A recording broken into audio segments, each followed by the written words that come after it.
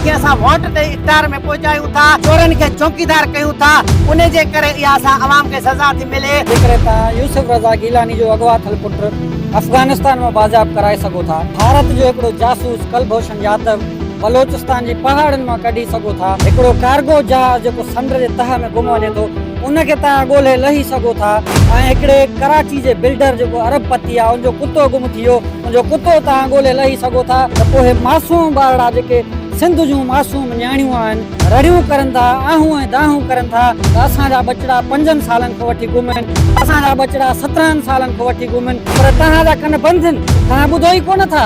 छो हे सिंधी माण्हू निधणका आहिनि छा? ॾिजो उन ॾींहं खां चए ॾींहं इहा असां झंडा छॾे डंडा खयासीं न, पोइ पठाणनि वांगुरु तव्हांजा घेराव कंदासीं, बलोचनि वांगुरु तव्हांजो जॾहिं घेराव कंदासीं न, पोइ तव्हांखे भॼण जो रस्तो बि न मिलंदो। अॼु सिंध मां मुख़्तलिफ़ शहरनि मां अगवा थियल मासूम ॿारनि जी बाज़ियाबी लाइ जीअं सिंध क़ौमी महाज़ पारां जेको अमृत चौक आहे वॾो एहतिजाजी रैली कढी आहे, जेके शहर मुख़्तलिफ़ वक़्त खां थींदी हींअर रबर ते ठुल जेका रोड ब्लॉक करे नारेबाज़ी करे आहिनि। ख़ासि तौर ते एहतिजाज में मासूम ॿारड़ा बि शरीक आहिनि, जंहिंजो मुतालबो आहे त ठुल मां अगवा थियल फज़ीला सरकी, प्रिया कुमारी, उजाला सोलंकी समेत ॿिया जेके मासूम ॿारड़नि जी बाज़ियाबी लाइ भरपूर तौर ते सिंध जे आवाम खे आवाज़ उथारणु घुरिजे। हुन में वधीक हुन सां ॻाल्हि ॿोल कंदासीं, वधीक छा चवणु आहे? सोन सरकार जो कोई बि रिट हिते नाहे, हर उन पंहिंजी हुकूमत अमली में कामयाबु आहिनि।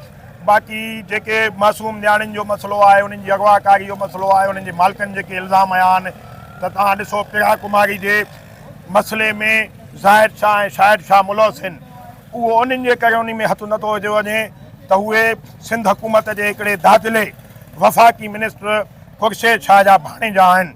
तव्हां ॾिसो एॾो कहर नाज़ुल थियलु आहे सिंध में, जेके बि चोरनि जा, धाड़नि जा, दहशतगर्दी जा पेरा, अगवाकारी जा पेरा खणिजंदा त उहे सिंध हुकूमत ॾे वञंदा।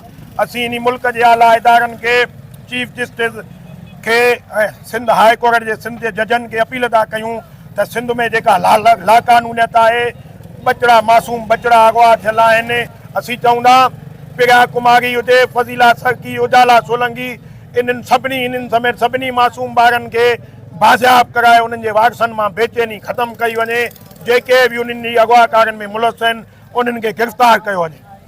इन मसइलनि खे वधायो आहे। शहर चोरनि धाड़ेलनि जे हवाले, ॿाराड़ियूं ऐं जेके शहर आहिनि उहे गुंडनि जे हवाले। अवाम आख़िर काॾे वञे? ॿार काॾे वञनि? अवाम काॾे वञे? मासूम बचड़नि खे 5 साल थी विया आहिनि, 10 साल उहे बाज़ियाब न थी सघिया आहिनि, पर जेके हथियारबंद खणी आया उहे पंहिंजा माण्हू बि बाज़ियाब करे विया, माण्हू बि वठी विया, हुकूमत किथे बि कोन आई। असां फज़ीला सरकी हुजे, उजाला सोलंकी हुजे, प्रिया कुमारी हुजे, जेके बि मसइला हुजनि असां सभु खयां आहिनि, अवाम आॾो पेश कया आहिनि, आला इदारनि ताईं पहुचाया आहिनि, पर को बि तदारक नथो थिए। छा आहे सिंध में जेको बि ॿारड़ा अगवा थियनि था या बदमनी आहे, उन्हनि ते असांजा इक़्तिदार धणी अंधा ॿोड़ा गूंगा आहिनि। पुलिस जी सुस्त रफ़्तारी जे करे हिन वक़्तु असांजी सिंध मुकमल बदमनी ऐं अगवा जी इंडस्ट्री बणिजी वई आहे। इन जो सबबु इहो आहे त जेके असांजा ॾुआरी आहिनि उन्हनि सां, चाहे पुलिस हुजे, चाहे इंतिज़ामिया हुजे, चाहे चूंडल नुमाइंदा हुजनि, चाहे सरदार वॾेरा भोतार कहिड़ी बि बिरादरी हुजनि, उन्हनि जो सिधो सौ ॾुआरनि में मुलस हुजण जो हथु आहे। उन जे करे असांजा मासूम ॿारड़ा धाड़ेल दीदा दिलेरी सां अगवा था कयूं वञनि, उन्हनि खे किथे बि रोकथाम न आहे, ऐं उन्हनि खे ॿारनि खे अगवा करण खां पोइ उन्हनि धाड़ेलनि खे पुलिस पंहिंजे प्रोटोकॉल में वञी पंहिंजे कच में पुॼाए थी। हिन वक़्तु मौजूदा गवर्नमेंट जी ऐं पुलिस जी नाली जे करे कचो पको थी वियो आहे, ऐं हीउ पको कचे जे वर चढ़ी वियो आहे। इहो इन मां साबित आहे त जेके जिन खे असां वोट ॾेई इक़्तिदार में पहुचायूं था ऐं जिन खे असां चोरनि खे चौकीदार कयूं था, उन जे करे इहा असां अवाम खे सज़ा थी मिले। ऐं जॾहिं उन्हनि जूं अखियूं मां अंधा हूंदा, कननि खां ॿोड़ा हूंदा, ज़बान खां गूंगा हूंदा, त पोइ छो न जेको आहे सिंध में बदमनी हूंदी, छो न मासूम ॿारड़ा अगवा थींदा? इन्हनि जी नज़र मासूम ॿारनि ते इन जे करे न आहे त जेके बि अगवा थियल आहिनि उहे पोरतनि जा ॿार आहिनि न। कॾहिं तव्हां ॿुधो आहे कंहिं सरदारी धीउ या पुटु अगवा थियो हुजे, कंहिं MP जो पुटु भाइटियो अगवा थियो हूंदे? कॾहिं बि न, छो त इहे धाड़ेलनि जा सरपरस्त आहिनि। पुलिस जेको आहे सो वॾेरनि जी, भोतारनि जी, सरदार जी मुकमल वांगारू बणियल आहे। सिंध जे नाल वज़ीर आला खां मुतालबो कोन कंदासीं त छो त ही जेको बि कश्मीर खां कराची चूंडल नुमाइंदा ॾोहारिया आहिनि वज़ीर आला सिंध उन्हनि जो सरपरस्त आहे। असां सुप्रीम कोर्ट जे चीफ जस्टिस खां मुतालबो कंदासीं त सिंध में बदमनी मासूम ॿारनि जो अगवा थियण जो फौरन नोटिस वरितो वञे।